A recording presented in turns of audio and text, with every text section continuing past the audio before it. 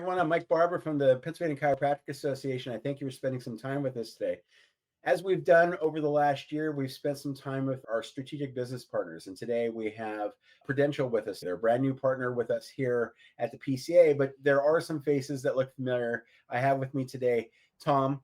Tom was originally with another organization that representing financial services to the PCA, and we're glad to have him back with Prudential. And I'd also like to introduce his colleague, Annette Quigley. And Annette as well works with Tom in regards to Prudential and some of that wealth growth. Hello to everyone. Thank you for being here. Hello, thank you. You guys were explaining to me before, and I thought that we should get this on camera. This is Prudential. You guys both work with Prudential, but there may be other company names involved. Would you like to take a few minutes and explore what that is and what that means? Absolutely. Thanks, Mike. And great to be back and working with the PCA again. It's been a little bit, but great to be back with the organization. And so we're Prudential Advisors. We're part of what we call the Mid-Atlantic Financial Group. That's our firm throughout the entire Mid-Atlantic. But as advisors, we run our own businesses as well. It's very much like being a chiropractor on your own, running your own business, but having an association that you're a part of on a bigger scale. So Annette is a financial advisor as well as myself. I'm also what's known as a regional director. So I oversee a group of advisors, but Annette is one of my key colleagues. Annette, I'll let you introduce yourself and your role as well. Yeah, so good morning and thanks so much for having me. I'm excited on this new adventure. And as Tom mentioned, my paycheck comes from Prudential, but we have a kind of a unique experience where we really get to collaborate, where you may have one of us that has a certain expertise in buying or selling a business, or a certain expertise in properly positioning insurance or buy-sell agreement or taxes and wills and things of that nature. We love the fact that from a marketing standpoint, when we use our DBA, that we're able to educate, put out informational videos, a newsletter, things to our website that will keep our clients and potential clients informed, but we all are still under that Prudential umbrella. Thanks for letting us explain that today. So let's get right into it, because the PCA represents 3,775 chiropractors. And we know that in the state of Pennsylvania, for at least the next 10 years, we're anticipating at least 100 chiropractors retiring from chiropractic, which is a good thing. It's also, I think, a sign that's pretty common amongst a lot of industry, with people getting to that certain age generationally and starting to look to transition out. One of the questions I have is, many of our chiropractors are small businesses with unique financial challenges of being a small business owner. How can you help them with their transition as they're planning for their future? They may not be planning to leave or to exit their practice tomorrow, but they are probably looking in within a 5 to 10 year window. What can they start doing now, and how can Prudential help them in preparing for that eventual future? Yeah, that's a great question, Mike. And actually, funny enough, our industry is going through the exact same thing. About 40% of all financial advisors in our industry are expected to retire over the next 10 years. So part of my role and what I talk about with my advisors and other advisors throughout the industry is getting as much out of their practice as they can before they retire, when they go to sell their practice. So we're very much in a similar position with what we do.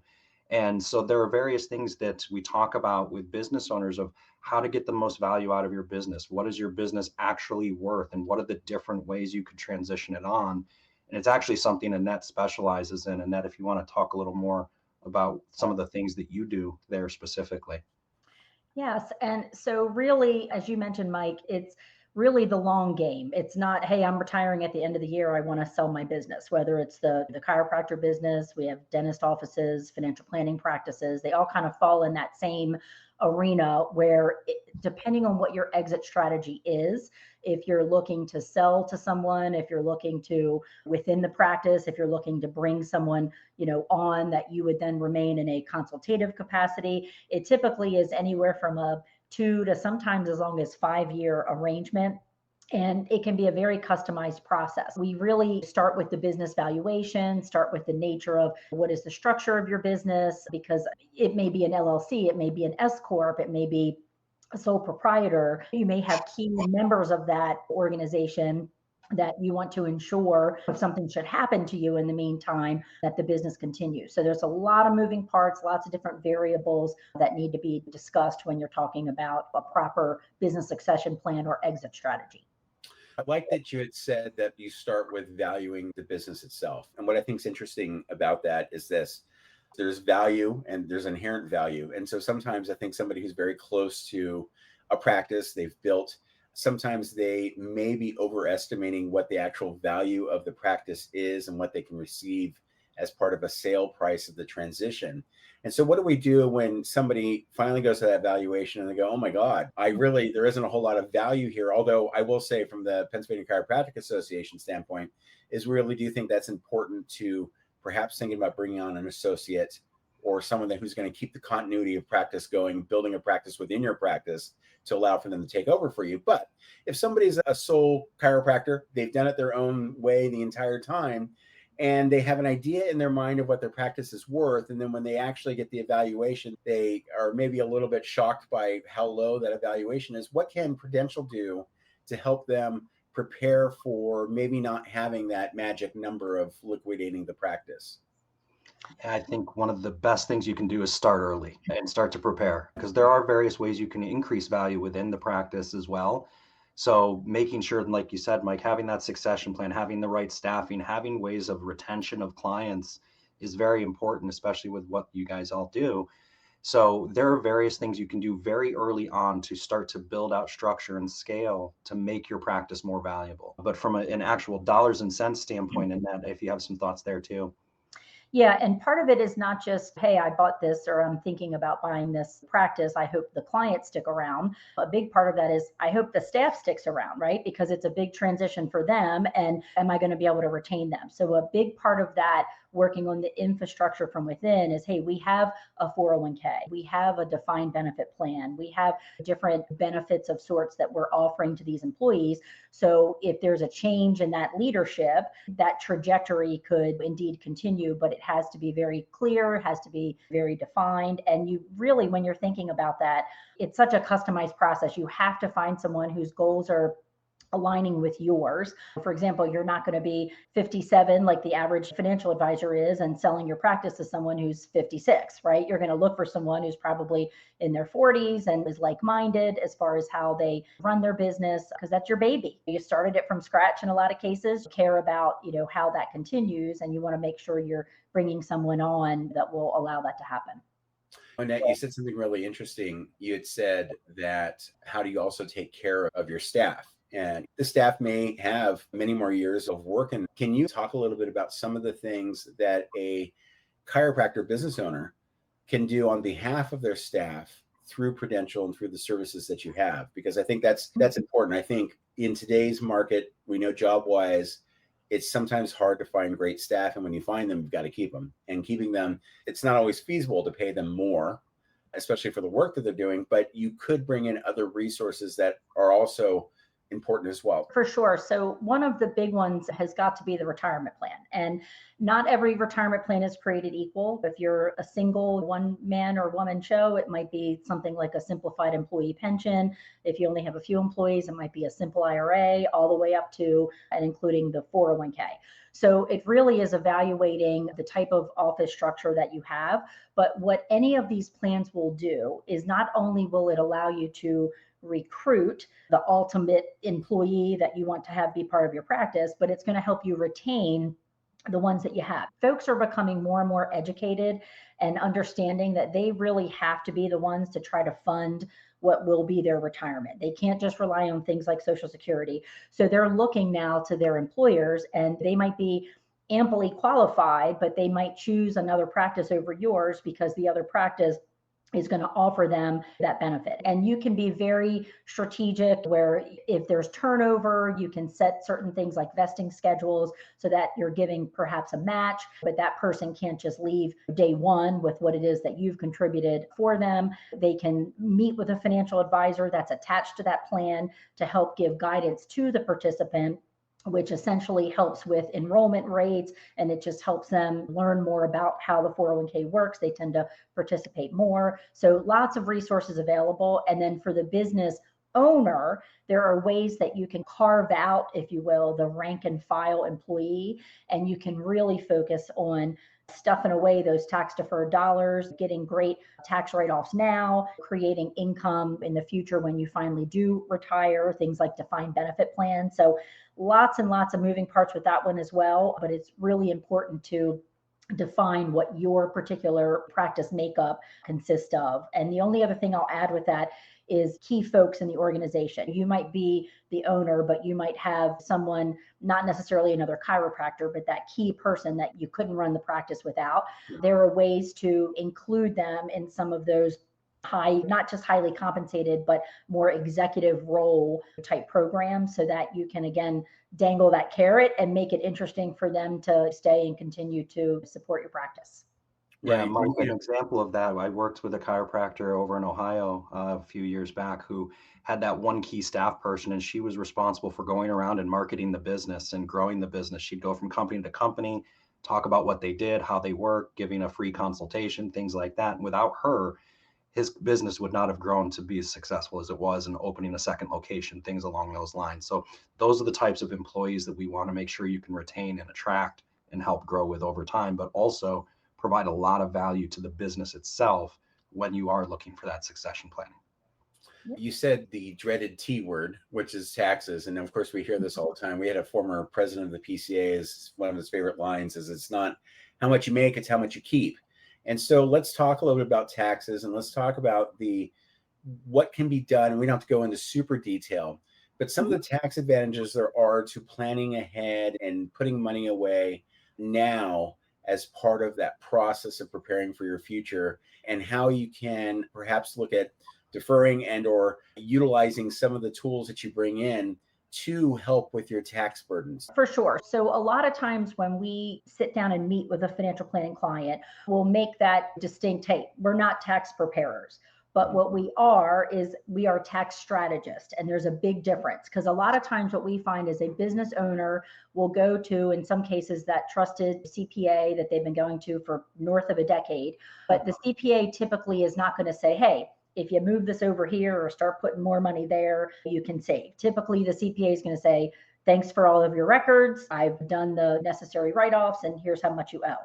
So where a financial planner or someone that's going to come in and help, like a coach, a business coach, if you will, they're going to help more with the strategy. So the strategy is going to say, hey, you're this old, you plan on retiring at this year, you have this many employees. Part of it is the not understanding how the retirement plans work, thinking it's going to be very HR heavy, lots of time consuming, lots of expenses, and once they get that eye opening of, wow, I can get a 401k in a box. I can have a financial advisor run this for me. I can make sure that it's integrated with my payroll so that people start contributing. And a lot of times the business owner will say, that's great, but there's limits to 401k plans. So it's not really going to help me as much as it's going to help my employees. So then what can I do? So that's when we start getting into the more complex scenarios where they actually bring actuarials in, and you have what are called defined benefit plans, very complex plans, but wonderful once they get set up. You're not just getting a tax write-off, you're getting tax credits, and huge tax credits up to certain limits if you're able to contribute. So wonderful way to fast track those dollars toward retirement, but save taxes today, since we do know now from that big, beautiful bill, love it or hate it, that we have tax. Obviously, our brackets are going to be fixed, we know, for the next couple of years, but we don't know what they're going to be in the future. So having that strategy and being proactive versus just only saving tax deferred dollars, maybe saving now some Roth dollars, paying taxes on the seed, not on the harvest. All those strategies are what are going to really help you come to fruition as far as what you want your retirement to look like. Yeah, and one of the things I've seen Annette do very well with this is position herself like a personal CFO to the business, where the doc is the CEO of their business and running it day to day. Hiring someone to come in and be your CFO to worry about the financials, everything with a dollar sign, and making sure everything's efficient, put in the right places, or could it be moved to create new efficiencies or new opportunities? That's really where you can leverage someone like Annette and myself to help. Yeah, and I think that's a really neat idea. I think a lot of chiropractors, especially, are entrepreneurs. They went through chiropractic school. They may have taken a few seminars here and there, but knowing how to be good entrepreneurs and really having the ability of a CFO to come in and have that critical eye towards the practice, towards the business, towards the strategy.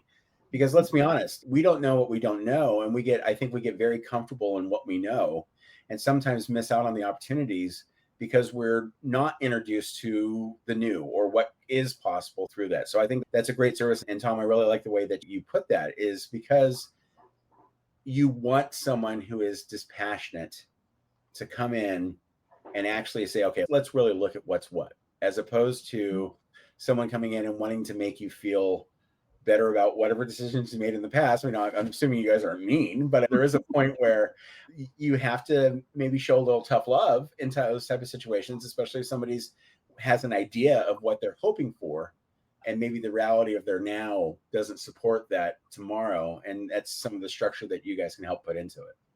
Yeah. Never mean, but always objective. So Right. we like to have conversations with our clients and say, one of my partners says, hey, we're as subtle as a shovel to the head, right? And there's something to be said about that, because transparency is key.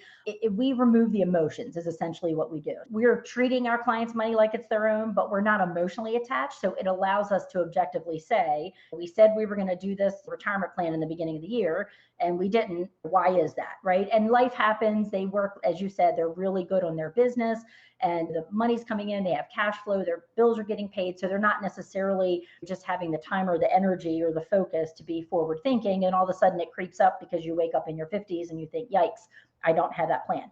The other reason why it's so important to work with a professional once you have any sort of plan in place is because it changes all of the time. Little nuanced changes, but it could be a scary thing if you have a 401k and all of a sudden it's no longer compliant. Things like, oh, I now have to let, part-time people in if there's certain rules that are hit, or, oh, anybody over 50 now starting next year has to do a catch-up that's only Roth, or all these little nuances that you shouldn't have to worry about, quite frankly, as a business owner. You need to focus on what your superpower is, and then let that team that you've surrounded yourself with make sure that it goes seamlessly and compliant as well. Many chiropractors, in the midst of just running a business, pour everything back into the business. And there are times where they really don't have an understanding of what they need to build wealth, along with building personal wealth, along with building practice wealth or business wealth. Can we talk about some of the strategies that Prudential can deploy in order to show them the difference of both personal goals and professional goals, business goals, alongside that they aren't mutually exclusive? They can be something that can be worked on together. Yeah. So the biggest thing, honestly, is if you've never had a financial plan, whether it's with us or with someone else, that is really one of the first things that you should consider starting. Because in my eyes, what it does is it creates that foundation. And it says, here's where I am today. Here's where I want to be 5 or 10 or 30 years from now.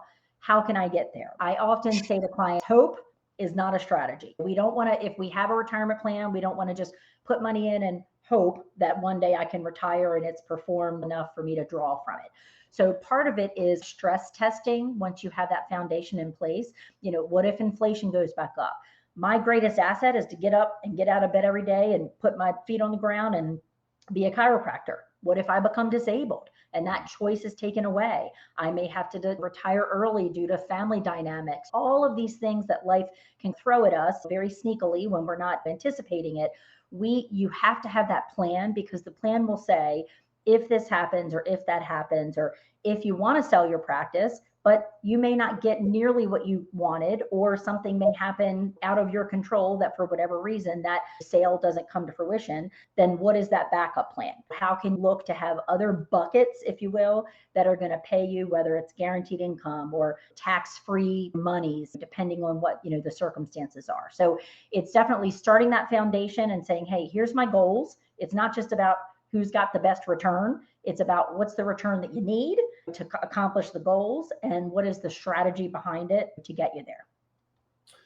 Yeah, just a quick addition. Another way to phrase it maybe is the Mike Tyson quote: everyone has a plan until they get punched in the face, right? So we're there to be your punch blockers, if you will. So that if anything goes wrong, or whenever the plan does get railed, because life does happen, that's where a financial planner really comes in to help you prepare for that, both the good and the bad, everything that comes along with it.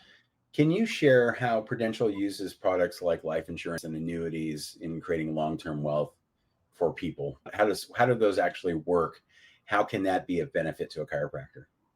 So one of the things I love to say is I am product agnostic. So essentially, I work with Prudential, as we notated before, but not for Prudential. So really what that means is I don't always have to say, hey, Prudential is going to have the best solution, right? So we actually work with one of the number one insurance brokers in the country, and we're able to go to them and say, hey, here's the situation. We have someone that might have had a couple of health hiccups, or they're maybe buying life insurance a little bit later in life than they planned, or they used to smoke, but it's only been 6 months since they quit, or those sorts of things. So we're able to go in from an underwriting standpoint and kind of customize what that would look like.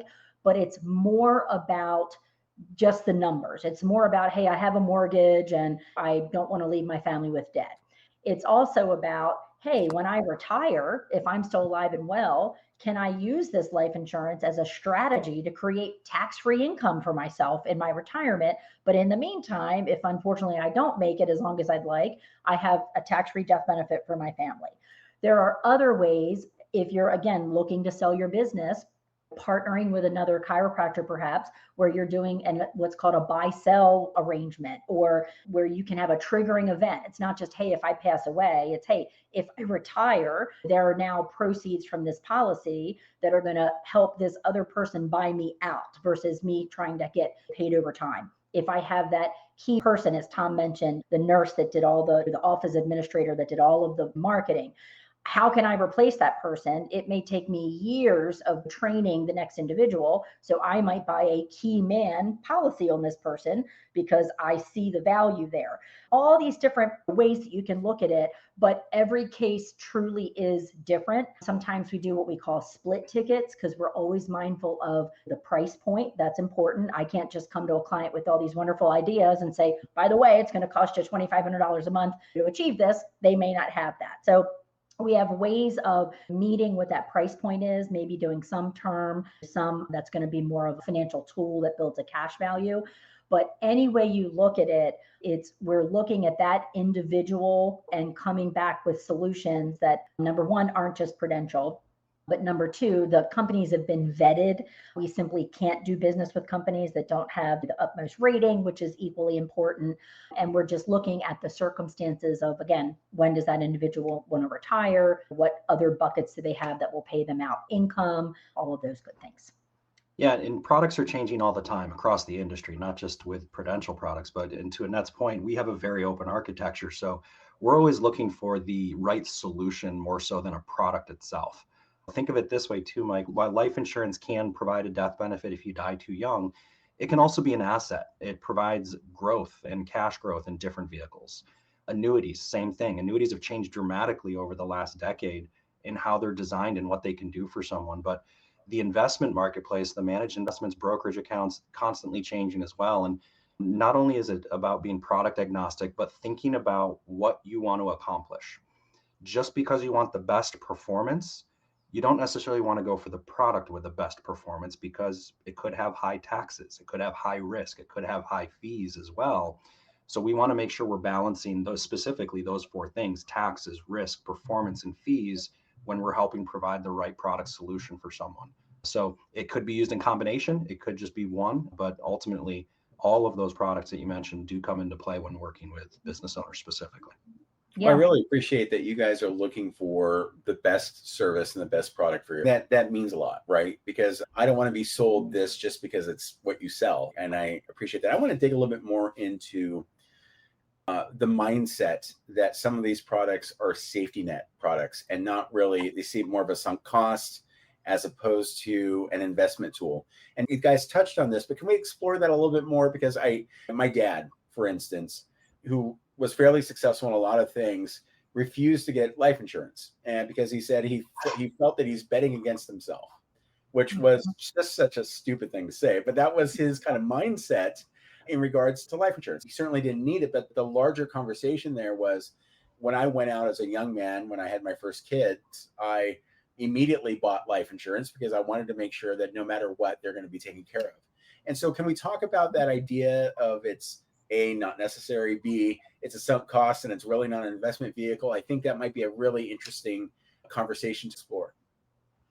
It's all about risk. So if I can be in a scenario where I can put this much of my hard-earned money, but pass this much risk onto a third party, and that risk may or may not happen. It really is looking at it from that standpoint. So let's talk for a moment just about like disability insurance, right? So the odds of me getting hit by the bus tomorrow are much less than the odds of me potentially becoming disabled where I can't get up every day and do my job. So for me, if I want my business to keep running, my employees to keep getting paid, clients to keep coming in, if I have a structure where I have a backup person that can come in and fill in for me and do my job, I don't want the whole place to have to close down if something happens to me. I don't want my employees that I've helped and they've helped, in many cases, me build the business, have to, that's it. You have to go find another job because now I'm disabled and maybe forever.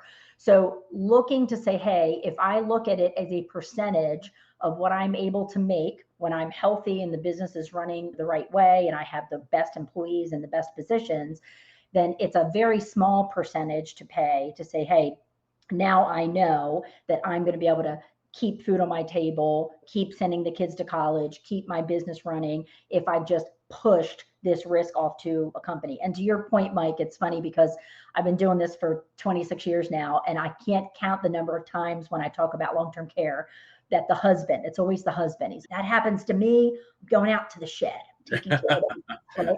So then my comeback is, but what if you don't remember where the shed is? And then I get a little chuckle. These are sensitive topics that we don't want to talk about because we think we're going to live forever. We're going to be healthy forever. When the business is good, it's good. But all of a sudden, when it's not good, we don't want to find ourselves in that situation where we're selling things we don't want to sell, whether it's investments or homes or our business prematurely for a fire sale because we have to hurry to make those arrangements. It's all about, again, laying that foundation and saying, hey, where does it make sense? There are people that are overinsured. We meet them every day and we say, you don't need this much insurance. You could probably look to put it into an investment.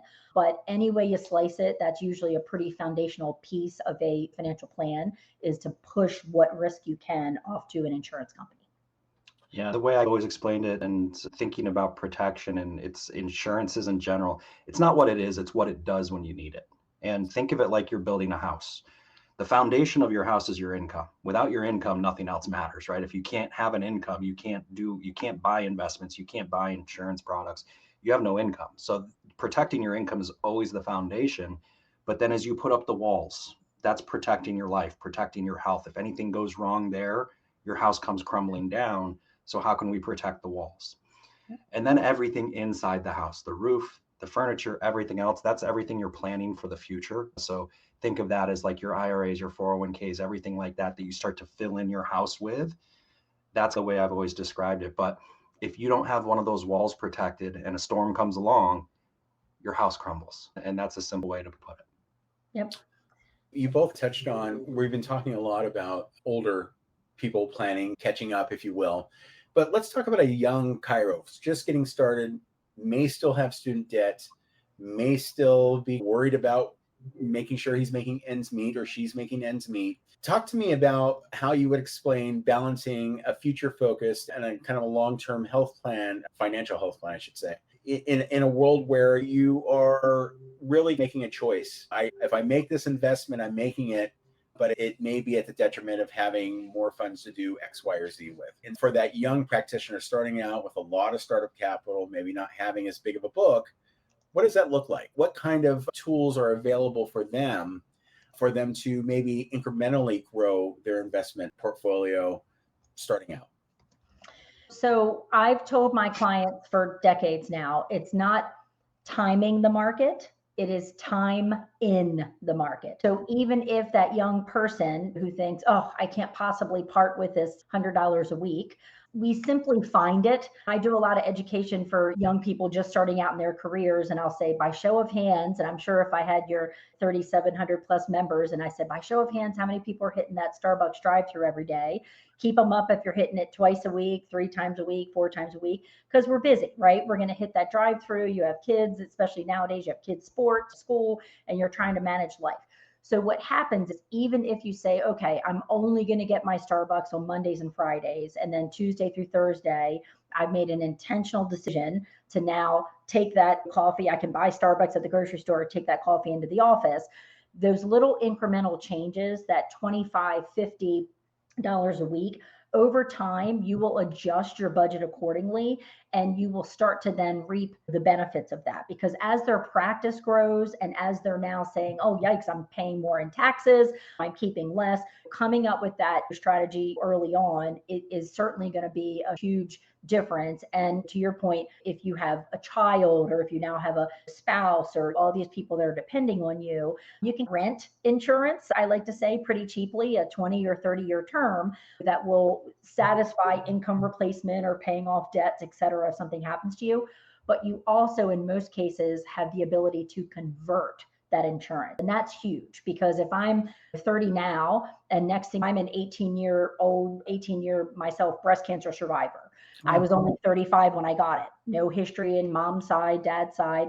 So there wasn't an insurance company on the planet that would touch me at the time. So I had to convert an existing policy. So I protected my insurability, didn't have to answer any health questions, paid a little bit more, but I was able to keep that insurance. So when people look at renting the term, it doesn't have to be forever. You can convert it and make it then into a policy that's more of a financial tool, building cash value investments and the like. But in the meantime, it's going to allow you from a price point, since every dollar counts, to be able to satisfy what you need, but not break the bank. And then making those little lifestyle changes, maybe packing lunch, just being mindful of the Starbucks drive-through and saving those dollars in retirement over time is really going to pay off.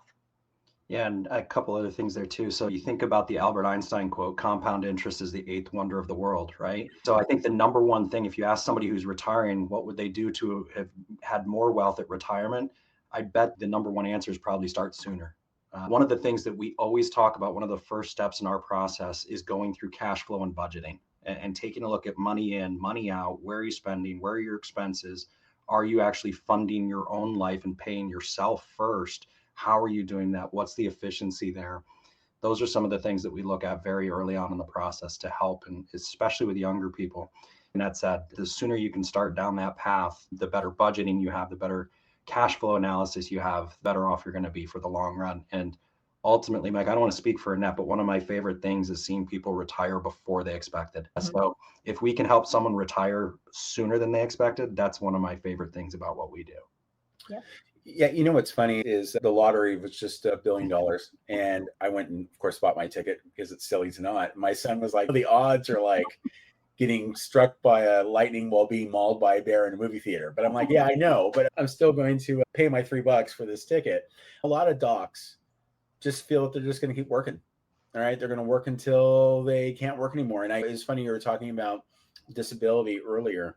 There are a lot of docs, chiropractic being a fairly physical job. And because it's a repetitive motion job, there are some docs who are not able to do some of the procedures that they're able to do because of the constant use and constants doing that. So let's talk about that kind of lack of retirement planning, or the retirement planning, if you will, based off of I'm just going to work until I die, and the reality of really what that looks like. Can we explore that a little bit? And by the way, Annette, congratulations on 18 years of health. That's really we don't want to get older, but that's a birthday, my second birthday, if you will, that I don't mind celebrating for sure. Thank you. Sure. So it's funny because we've heard that story so many times in our careers, and I have one that sticks with me personally. I had a gentleman that ran a very successful newspaper publication, went to tens and tens of thousands of households. He was the unofficial mayor, if you will, of his town. And just everybody knew this person, his family, everyone worked at the paper. And he would always say, he was well into his 80s at that point, he would always say, I'm going to get shot by a jealous husband. That's how I'm going to go out. And his wife would jokingly be like, oh, enough already. Just wonderful family. They didn't by way of retirement planning because they always thought we're going to have this business forever. This is our cash flow. And it worked so well for nearly 5 decades. Unfortunately, the same client broke my heart. He wound up having to go on dialysis, which ultimately he made the decision on his own terms to stop the treatment because he said in his Southern accent, he wasn't living, he was just existing, right? So he made that decision. And his family supported him. They had not much choice in the matter. But what I saw transpire after his passing really was just heartbreaking because the business had to close down. There was about 30 people who lost jobs. His wife had to sell their home, had to have a daughter move in to become her caretaker. Just things just kept compiling more and more. And it, as a planner, you almost feel like, how could I have done a better job, right? To convince this person or influence this person or show them some striking numbers on a piece of paper that's going to make it resonate with them and be like, wow, I really need to do this plan. And the truth of it is, you, as they say, you can lead the horse to water. So we just really hope that when clients engage, whether it's with us or with another planner, that they have attorney, CPA, et cetera, that you have to trust the process. You have to go with someone that feels the same way about you do, money, that you do philosophically. They understand, they're not just hearing, but they're listening to what your goals are and making sure that what you're doing is aligned with those goals. So finding that trusting relationship and then saying, hey, how can we make it work for me? Whether I'm new and I don't have the money to do this, or whether I'm starting late and I have money, but it might just be in the bank, not working hard enough. So a lot of that is just, again, having that plan. And I know I keep going back to that, but coming up with a plan to be able to say, this is where I am, this is where I need to be, because you might be doing better than you've given yourself credit for. If you say, I'm going to work till 80, and we say, hey, the mental shift is you can retire tomorrow, but if you want to work till 80, great, keep working till you're 80. But the more, imperative thing is, hey, if the choice is taken away, do you know that you can retire if you need to at 64 or 5 or 6 or whatever that number may be? Yeah, Annette mentioned she's been in the business 26 years. I'm 21 years in, and this is something we see a lot of, especially with business owners. And I think it comes down to two emotions, really. Number one is a love for a business you've built from the ground up, typically, and built and grown and been a part of. It's been a part of your life for so long. That's tough to let go of. So the emotion is fear. What happens when I let this go? And I don't know what's going to happen, or to my staff, or to my business, or to my family. And a lot of the fear component simply comes from a lack of planning. Because if you've had that plan in place, you shouldn't have that fear. So if anyone's feeling that fear, let's help with a plan. That is the best thing I could say there, because we see it all the time. We see it in our business too. As we run our own practices, I have advisors in our firm that have been here 40, 50 years. And a couple of them, it's love. They don't want to let go because they love what they do so much. But there's definitely been times it's a fear factor too. Let's flip this coin a little bit. There are also, we know that people are living a lot longer these days. And I've always been very impressed. We put on conferences and what have you. And the long-term health of chiropractors is very impressive, right? These guys obviously know how to live well and have treated their bodies well. And therefore, it's not surprising to see someone who's very spry for being as old as they are. There's a very real fear of outliving your retirement planning and that kind of retirement trajectory, especially now with a lot of costs rising. That's not something you necessarily plan for. You don't expect inflation to be what it is when you're boy, I wish I would have had $100 in 1980 as opposed to what it's worth today. And so I think one of those things is, how do we plan for maybe living longer than what we had originally thought we would, which is maybe a great problem to have, but how do we plan for that? And how does Prudential help us with that? Yeah, longevity risk is really a huge elephant in the room, if you will, because we do counsel clients a lot that say, oh, unfortunately, mom passed away at 70 or dad passed away at 72. So I guess inherently they think that's going to be me. And it is true that years and years ago, people would work for probably about 3, maybe 4 decades. They would retire for 1 decade. They'd pass away, but they also had a pension, right? Now we work for the same 3 or 4 decades, but we retire for 3 or 4 decades and we don't have pensions, especially business owners. So it becomes a risk. But part of it, when people think of, hey, investing money, whether it's in a retirement plan or just in a mutual fund, et cetera, they think, oh, stock market risk. I need this cash if I need to invest in my business, so I can't invest any of it. And then 2 years and 3 years and 5 years goes by and the cash is still cash. And the problem is now they've lost purchasing power. It buys them half of what it would have the year before, whether it's equipment for the business or monies to hire a new employee that you're giving a bonus, whatever the case is. So it's not just about market risk. It's about that longevity risk. What if I live? Or it's about that, what if I have a medical emergency? I'm living, but it costs a lot to keep me alive. Can I self-insure that? So all of these different risks, huge thing to look at when you're doing a plan. It's not just about, hey, I'm going with this investment because it's giving me a 0.5% more than that investment. To Tom's point, it's more about taxes. It's more about that strategy. And it's about, what if I live? Do I have the items in place essentially that are going to take care of me, but not leave maybe my spouse saying, yikes, now what am I going to do if I need, this, because we've already sold the home and we've liquidated investments and that sort of thing. So it's a very real risk. But again, if you're planning ahead and you have essentially buckets that cover those different phases of life, you're going to be better off than someone that's just going it alone or going from monies in the bank, essentially. Yeah, and I'll add two other parts of that. Not thinking about just healthcare in general and life in general. Preventative care is a big part of that, but then legacy planning for how you're going to pass things on, I think, are two very important parts of this. And Mike, I'll give a shout out to two docs out there. Dr. Barrett, who actually was my chiropractor, and I started working with him years ago, getting adjusted, helping me after sports injuries for years. But then I want to shout out to Dr. Samuels out in Western Pennsylvania as well. I did some healthcare planning with her through one of her programs. I lost 50 pounds thanks to her and the program that I worked on with her. And that was something that I see in my own family. Is on my mom's side, obesity is an issue. On my dad's side, heart problems are an issue. So it hit me when I literally didn't recognize who I was in a picture. And it hit me that I needed to do something drastically different. And Dr. Samuels actually helped me with that and got me on track and lost a ton of weight. So that preventative care side of it, because having a legacy and leaving something or building something for myself, for my future family, was very important. And the longevity part of that is you got to start with the preventative care side of it, and what we can do in different ways from a financial preventative care is something that we can help with, and financially for a business, and preventative care for your business as well. But going back to that succession planning, the exit strategy, that's the legacy of what you've built, and helping build that, get the most out of it, prepare for it, and have that plan on later in life, whenever it is you do want to pass your business on to someone else. I want you to put your financial planner hats on.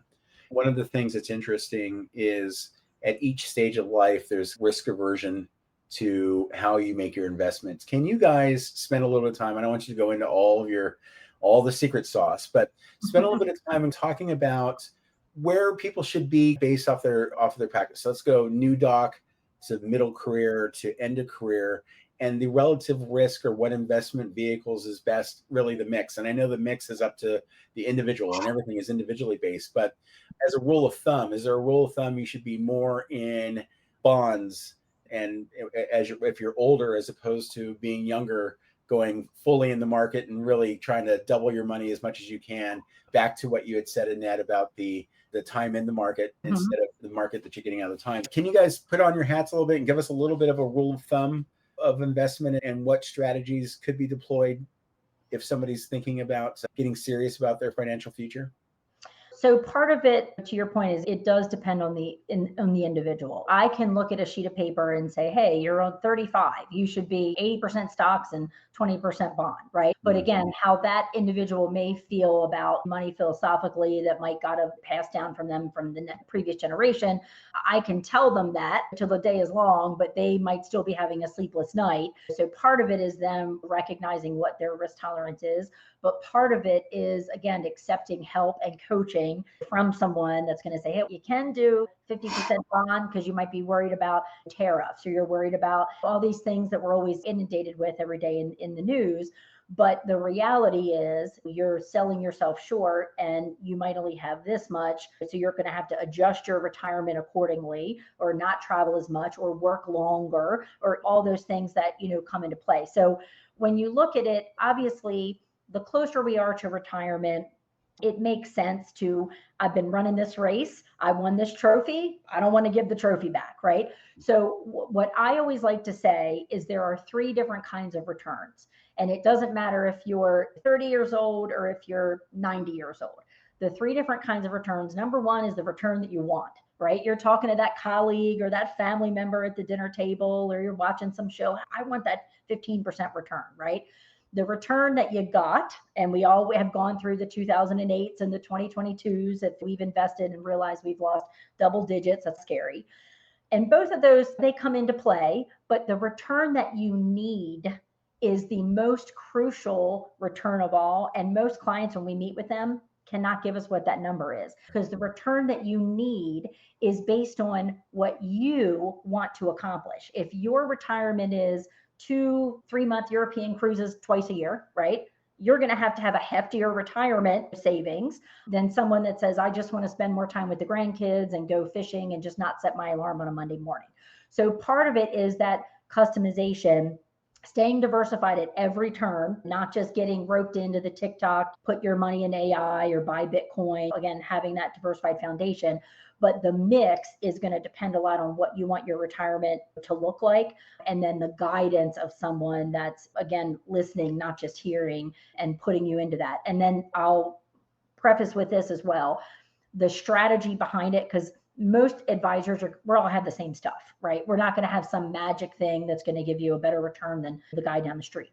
But if I say I'm giving you a 10% return, but it's not a tax sensitive return, and you're a successful chiropractor in a high tax bracket, what does that 10% return mean? Because how much of it can you keep in your pocket? Or if you retire and you're still getting paid out on the business in a consultative capacity for years into retirement, you're not in that ideological like lower tax bracket that we all think about when we retire. And now I have higher Medicare premiums and I'm not keeping as much of that return. So a lot of it is, what bucket of monies am I going to have when I retire? Am I going to have a bucket that's accessible, very boring, but liquid if I have an emergency or I want to do a trip or I want to live off of it for 6 months? Then I have my middle of the road bucket working a lot harder, either sensitive to taxes or maybe some of my retirement that I converted to Roth. And then the last one is, hey, this is my long term. If I need long-term care, if my lifestyle changes because I've gotten older and I have different needs now.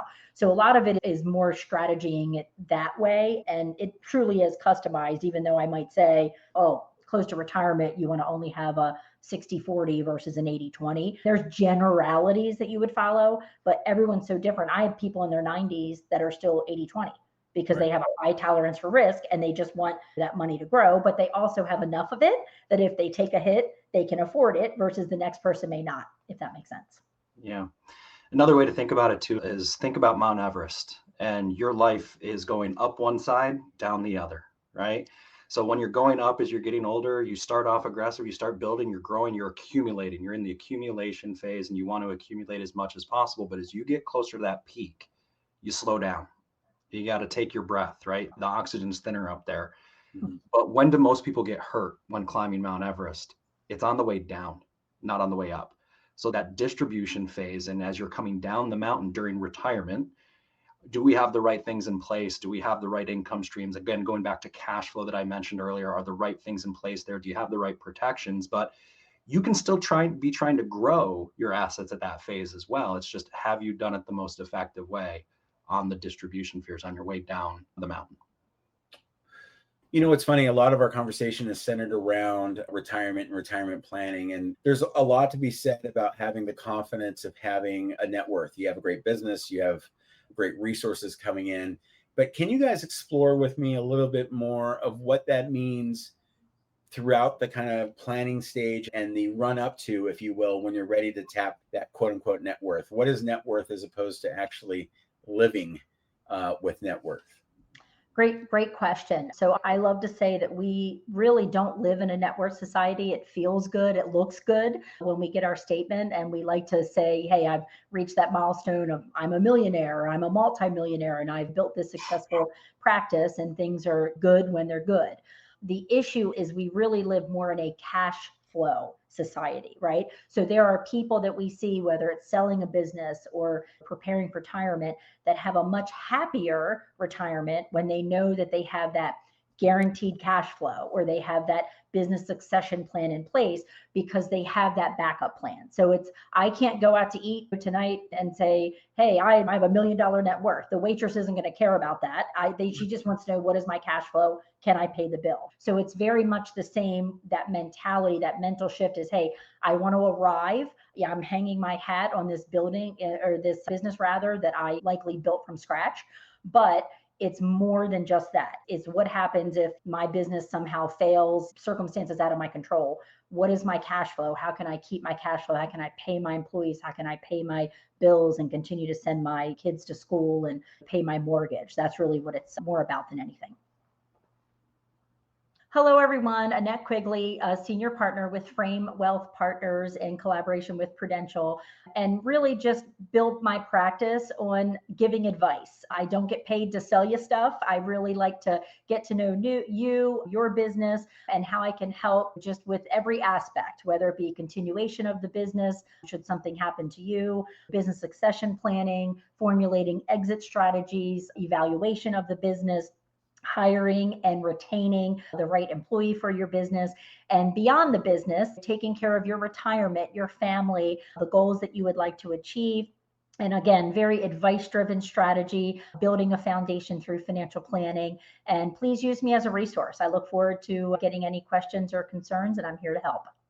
Hello, Tom McElwee here. Great to work with you all again. Very excited and grateful to be part of the PCA as a business member again.